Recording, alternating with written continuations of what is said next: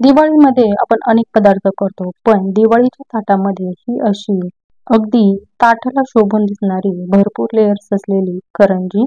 करंजी शिवाय ताटाला शोभा तर येतेच आणि करंजी जर ताटात नसेल तर अगदी ताट सुनं सुनं वाटतं.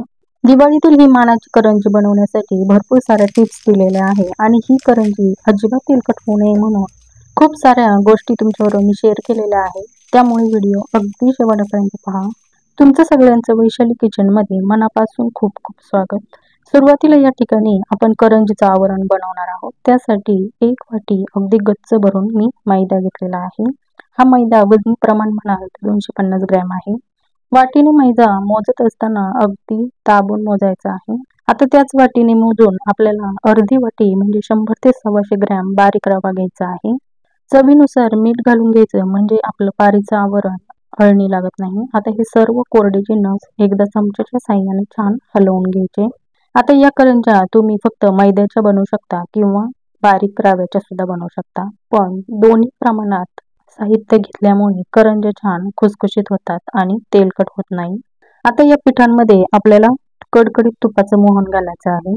तुपाचं मोहन घालत असताना फक्त 2 चमचे तूप घालायचं आहे, यापेक्षा जास्त घालायचं नाही. तुपाचं प्रमाण जर जास्त झालं तर करंजी सुद्धा तेलात विरघळते आणि खूप तेलकट होते, म्हणून फक्त 2 चमचे तूप घालायचं किंवा नाही घातलं तरीही चालणार आहे. आता हे तूप खूप गरम आहे, त्यामुळे सुरुवातीला चमच्याच्या साहाय्याने हलवून घ्यायचं आणि नंतर हाताच्या साहाय्याने हे तूप सर्व पिठाला चोळून घ्यायचं आहे. हे तूप अगदी पिठाच्या प्रत्येक कणाकणाला लागेल अशा पद्धतीने चोळून घ्यायचं आहे. चोळल्यामुळे हे पीठ छान हलकं फुलकं होतं आणि पिठाची अशी घट्टमोट वळली की समजून घ्यायचं तूप आपलं सर्व पिठाला एकसारखं लागलेलं आहे. आता या पिठामध्ये थोडं थोडं पाणी घालून आपल्याला हे पीठ भिजवून घ्यायचं आहे. अगदी घट्टसर हा गोळा बनवून घ्यायचा आहे, खूप सैल बनवायचा नाही. ज्याप्रमाणे आपण पुरीचं पीठ मळतो त्याप्रमाणे घट्टसर बनवायचं आहे. पीठ जर घट्ट असेल ना तर करंज्या अजिबात तेलकट होत नाही. ही एक महत्वाची टीप आहे. पिठामध्ये पाणी घालत असताना अगदी थोडं थोडं घालायचं आहे, म्हणजे आपल्याला पिठाचा पाण्याचा अंदाज येतो. आता या ठिकाणी आपलं पीठ मळून झालेलं आहे. यामध्ये आपण रवा घातलेला आहे, त्यामुळे हे पीठ आपल्याला अगदी 15 ते 20 मिनिटं छान भिजत ठेवायचं आहे. पीठ आपलं भिजतंय तोपर्यंत आपण करंजीचा साठा बनवून घेणार आहोत. आता त्या साठ्यासाठी आपल्याला 2 टेबलस्पून इतकं तूप लागणार आहे. अगदी रूम टेम्परेचरवरच हे तूप वापरायचं आहे.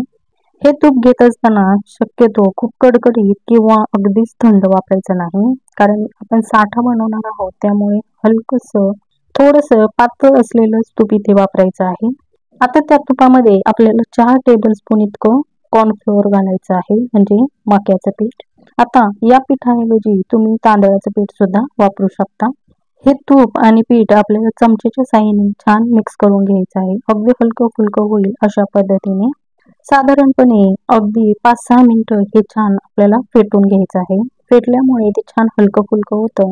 त्यानंतर आता या ठिकाणी आपल्याला करंजीचं सारण बनवायचं आहे. त्यासाठी मी 1 वाटी अगदी कच्च भरून साखर घेतलेली आहे. वजनी प्रमाण म्हणाल तर 300 ग्रॅम ही साखर आहे. ही साखर आपल्याला मिक्सरच्या भांड्यामध्ये जेवढी शक्य होईल तेवढी बारीक पावडर करून घ्यायची आहे. आता या ठिकाणी आपली साखर बारीक झालेली आहे. त्यानंतर आपल्याला कढईमध्ये अगदी 1 वाटी कच्च भरून सुकं किसलेलं खोबरं घ्यायचं आहे. वाटी भरून घेत असताना अगदी कच्च भरून घ्यायचे. हे सुकं खोबरं वजनी प्रमाण म्हणाल तर अगदी 250 ग्रॅम आहे. हे खोबरं आता आपल्याला अगदी मंद गॅसवर सतत भाजून घ्यायचं आहे. अजिबात ते करपलं नाही पाहिजे किंवा त्याचा हलकासा पिवळ रंग आला पाहिजे, अशा पद्धतीने आपल्याला हे भाजून घ्यायचं आहे. भाजत असताना गॅसची फ्लेम अगदी लो ठेवायची, म्हणजे आपल्याला हे छान भाजता येतं. साधारणपणे दुकानातून जेव्हा आपण 1 नारळ आणतो तेवढ्या एका नारळा इतकं हे खोबरं आहे.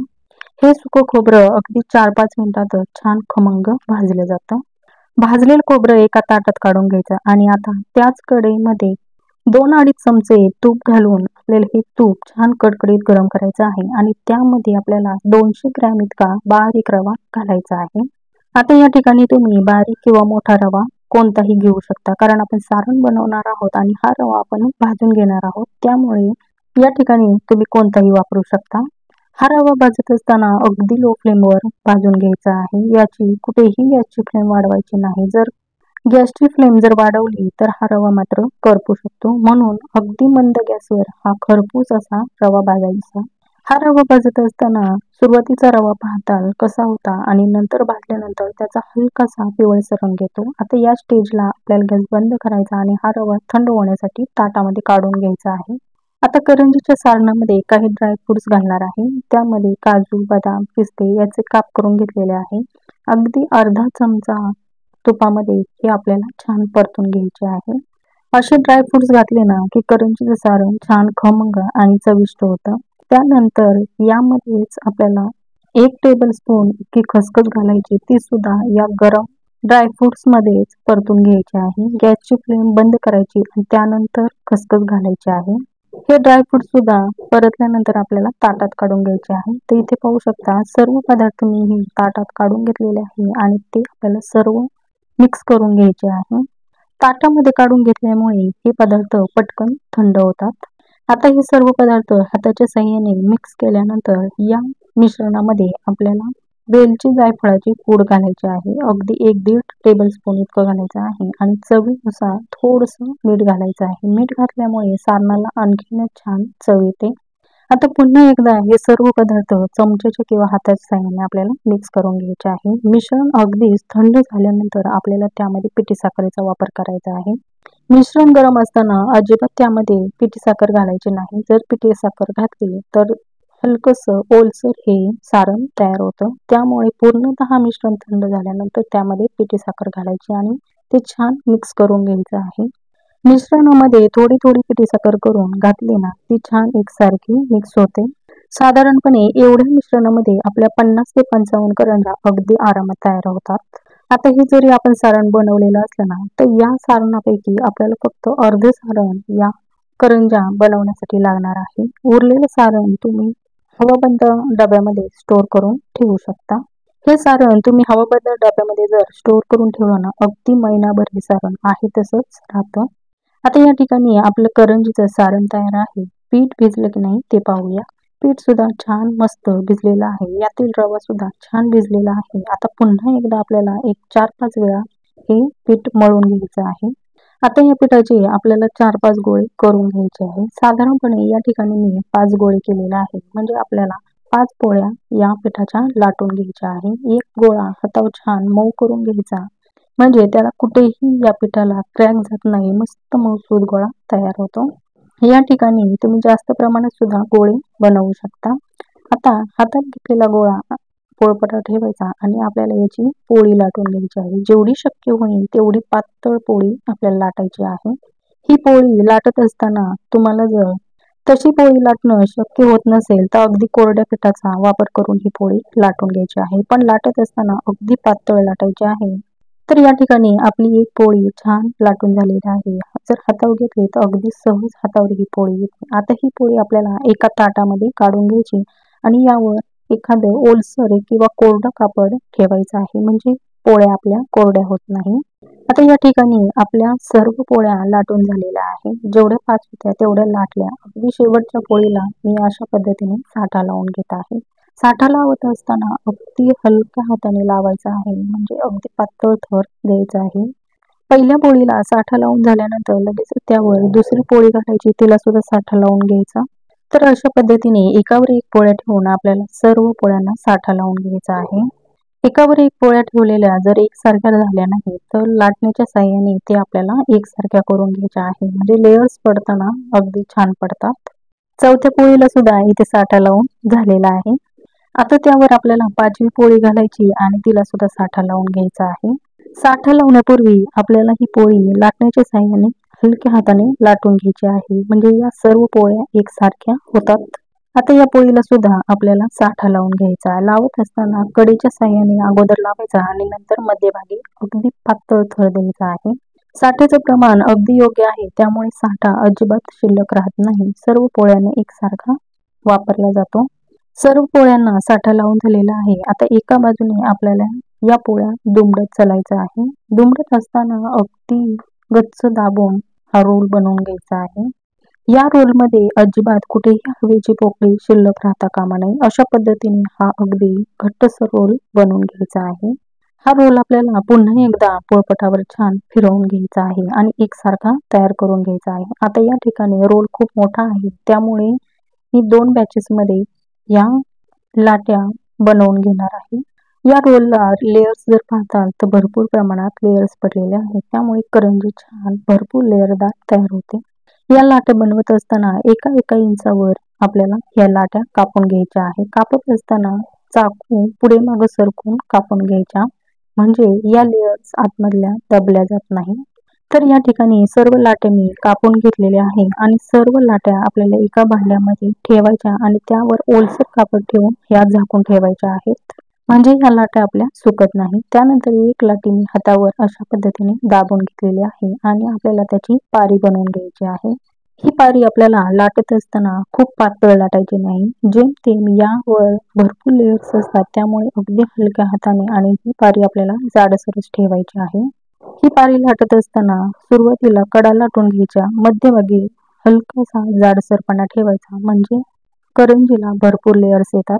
पारी सुद्धा लाटत असताना आपल्याला जेमतेम करंजीचा साचा असतो त्याच मापाची ही पारी बनवायची आहे, म्हणजे आपलं एक्स्ट्राचं पीठ सुद्धा वाया जात नाही.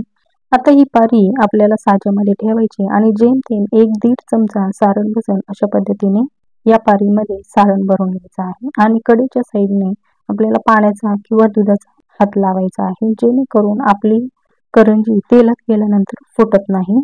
या करंजीला पाणी लावून झाल्यानंतर हलक्या हाताने वरची बाजू दुमडून घ्यायची आहे. दुमडत असताना वरची बाजू आणि खालची बाजू एकावर एक येतील अशा पद्धतीने एकावर एक ठेवून घ्यायच्या आणि नंतर हलक्या हाताने आपल्याला या कडा दाबून घ्यायच्या आहे, म्हणजे करंजीला दाबून घेतल्यामुळे या करंजीला छान प्रकारची एक डिझाईन पण येते आणि आपल्या या साच्यामुळे एकसारख्या करंजा तयार होतात.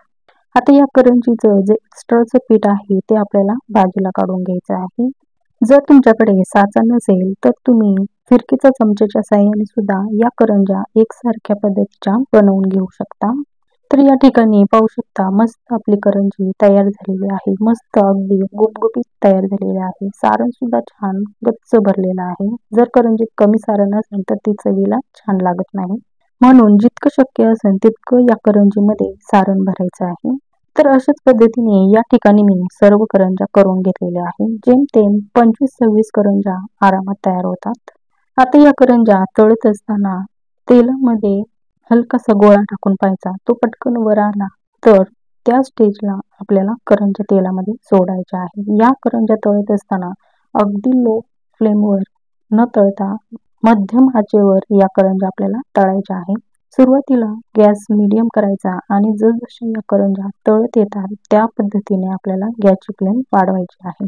आता या ठिकाणी तुम्ही पाहू शकता चमच्याच्या साहाय्याने करंजीवर तेल सोडलं की या करंजा अगदी भरपूर लेयरदार तयार होतात, म्हणजे या करंजाच्या लेयर सुटायला मदत होते. या करंजा तळत असताना अगदी लो फ्लेमवर तळायच्या नाही, म्हणजे त्या जास्त तेल पित नाही.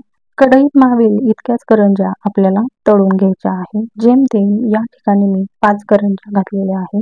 कढईमध्ये करंजा घातल्यानंतर 4-5 मिनिटं आपल्याला या मीडियम हीटवर तळून घ्यायच्या. त्यानंतर गॅसची फ्लेम वाढवायची आणि सोनेरी रंगावर या करंजा आपल्याला तळून घ्यायच्या आहेत.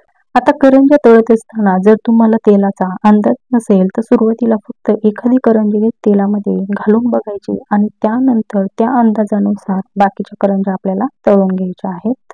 तर या ठिकाणी आपली पहिली बॅच तळून झालेली आहे. अगदी मस्त भरपूर लेयर्स युक्त आणि तेलामध्ये अजिबात करंजी फुटलेली नाही. या करंजा तळत असताना अगदी हलक्या सोनेरी रंगावर तळून घ्यायच्या, कारण या करंजा तळल्यानंतर सुद्धा यांची कुकिंग प्रोसेस चालू असते आणि पुन्हा नंतर तेलाच्या बाहेर आल्यावर त्यांना हलकासा डार्क रंग येतो. तेलातून करंजी काढल्यानंतर पूर्णतः तेल निथळून घ्यायचं आणि जाळीदार भांड्यामध्ये या करंजा आपल्याला उभ्या करून ठेवायच्या आहे, म्हणजे या करंजांमध्ये असणारं तेल निथळून जातं आणि करंजी अजिबात तेलकट राहत नाही. तर या ठिकाणी दुसरी बॅच सुद्धा मी अशाच पद्धतीने तळून घेणार आहे. तळलेल्या सर्व करंजा चाळणीतून काढल्यानंतर पुन्हा आपल्याला टिश्यू पेपरवर किंवा आपल्या साध्या पेपरवर उभ्या करून ठेवायच्या आहे, म्हणजे त्या करंजा आपण ज्यावेळेस स्टोअर करतो त्यावेळेस तेलकट राहत नाही आणि 15 दिवस या करंजा छान खुसखुशीत राहतात. तेलामध्ये करंजी न फुटण्याचं कारण म्हणजे ज्यावेळेस आपण पारीला पाणी लावतो त्यामुळे ही करंजी तेलामध्ये फुटत नाही आणि भरपूर लेयर्स युक्त ही करंजी तयार होते.